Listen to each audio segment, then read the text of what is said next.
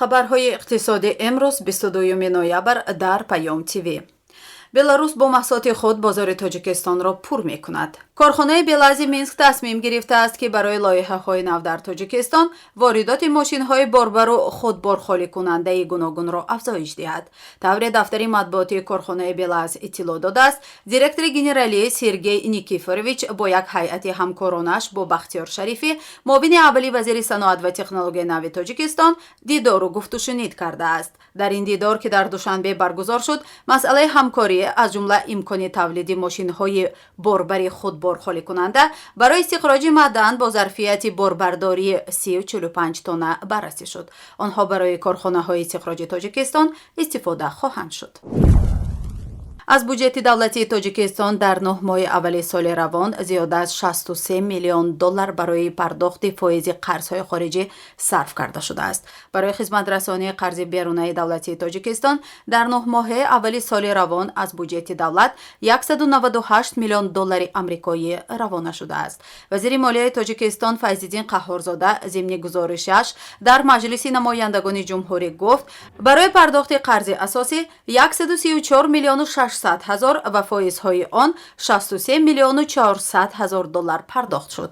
қаблан ҳаҷми умумии қарзи хориҷии Тоҷикистон беш аз 3 миллиарду 200 миллион доллар арзёбӣ шуда буд.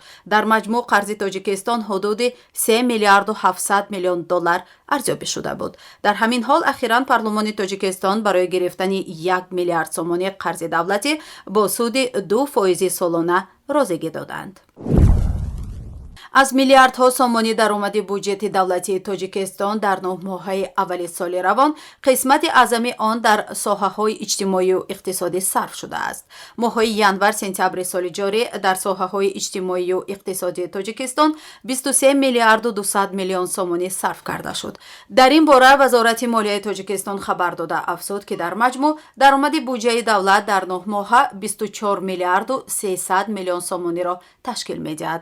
ба иттилои манбаъ аз ҷумла аз ҳисоби маблағҳои буҷетӣ 16 миллиарду 700 миллион сомонӣ, маблағҳои махсуси ташкилоти буҷетӣ 1 миллиарду 900 миллион сомонӣ ва аз ҳисоби лоиҳаҳои давлатии сармоягузорӣ 4 миллиарду 600 миллион сомонӣ ба бахшҳои иқтисодиву иҷтимоӣ равона шуд. тавзеҳ дода шуд, ки ба соҳаҳои ҳокимият ва идоракунии давлатӣ 1 миллиарду 100 миллион сомонӣ ва маориф 4 миллиарду 400 миллион сомонӣ рост меояд.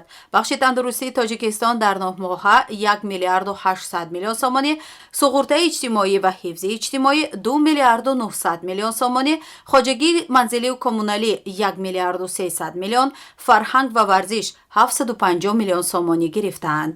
барои маблағгузории комплекси сӯзишвориву энергетикӣ 4 миллиарду 300 миллион, кишоварзӣ 679 миллион, сохтмон ва саноат 187 миллиону 700 ҳазор равона шудааст. бахши нақлиёт ва коммуникатсия дар Тоҷикистон таи моҳҳои январ-сентябри соли равон 1 миллиарду 600 миллион сомонӣ гирифтааст. пардохти музди меҳнати кормандони ташкилотҳои буҷетӣ аз бахшҳои аслии хароҷоти буҷаи давлатӣ арзёбӣ шудааст, ки бо ин ҳадаф 5 миллиарду 100 миллион сомонӣ ё 22% ҳаҷми умумии хароҷоти буҷети давлатӣ равона гардидааст. нархи арз. бонки миллии Тоҷикистон арзиши сомониро нисбат ба асъори хориҷӣ барои имрӯз 23 ноябр эълон кардааст. тибқи нишондоди Бонки миллии Тоҷикистон арзиши 100 рубли русӣ барои имрӯз 16 сомониву 35 дирам аст.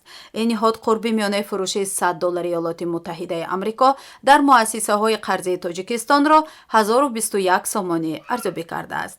Бонки миллӣ қурби миёнаи фурӯши 100 евроро 1048 сомониву 87 дирам арзёбӣ кардааст. нархи тилло. баҳои ҳар унс тилло дар муомилоти субҳи имрӯз миёни бонкҳои Лондон 1739 доллару 28 сент муомила шуд. нархи нафти хом.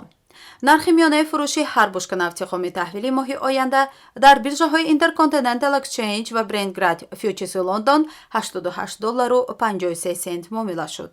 нархи миёнаи ҳар бушка нафти хоми таҳвили моҳи оянда дар биржаҳои New York Mercantile Exchange ва Lightweight Grad ойли Нью Йорк 81 доллару 10 сент муомила шуд.